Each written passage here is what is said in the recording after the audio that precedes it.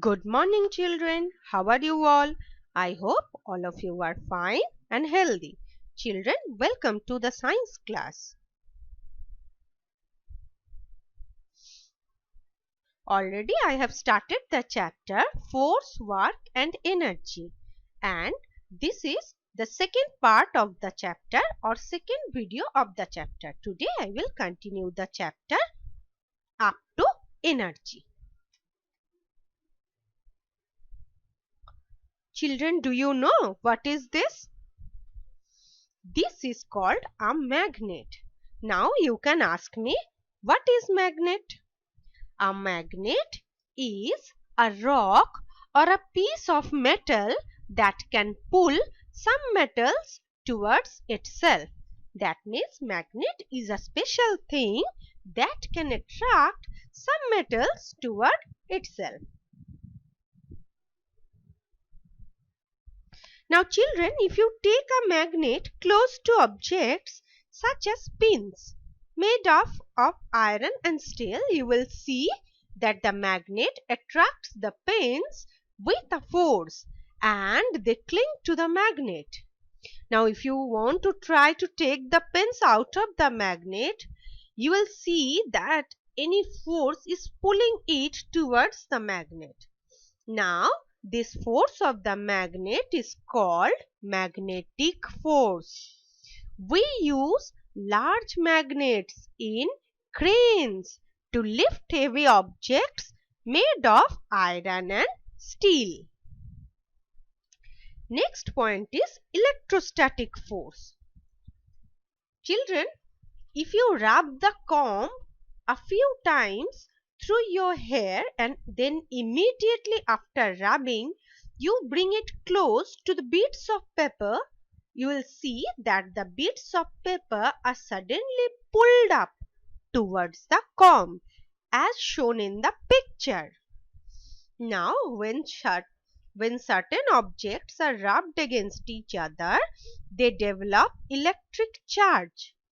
This charge can produce a force just like that magnetic force. This force is called electrostatic force. When you rubbed the comb against your hair, it becomes charged. The electrostatic force of the charged comb attracts the bits of paper toward itself. Next point is work. Now children, in our daily life, we refer to some activities as work. What are they? Say for example, when we read a book for a long time, we feel tired and say that we have done work. When we hold a heavy book in our hands for some time and our hands get tired, that time also we say that we have done our work. In science, these activities are not considered as work. In science, work is done only when a force is able to move an object from one place to another. For example, when you try to move a cupboard and it doesn't move, we say that no work is done here. But when you pull a table or pick a book up from a cupboard, work is done there because the force applied by you has moved the table and the book. Now, see in this picture, children. This small boy is trying to push that heavy chair and can't do. Okay?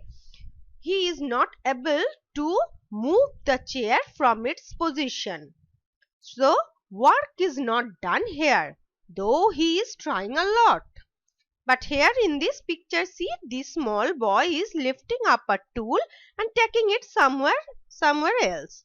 That means the boy can able to move the tool from its position to another.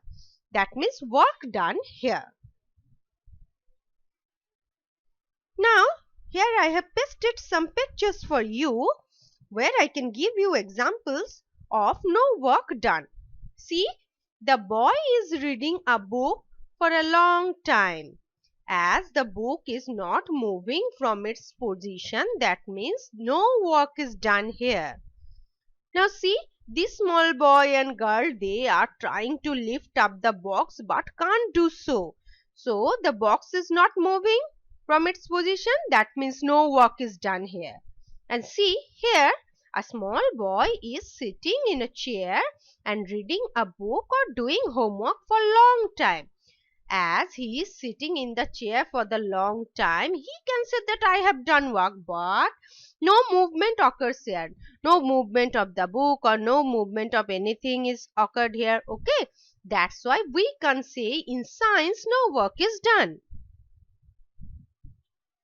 Our next point is, children, energy.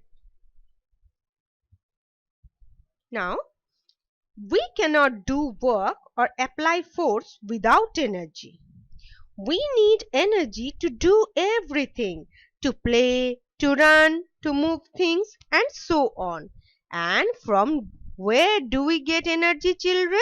Yes, from the food we eat. From there we get our energy.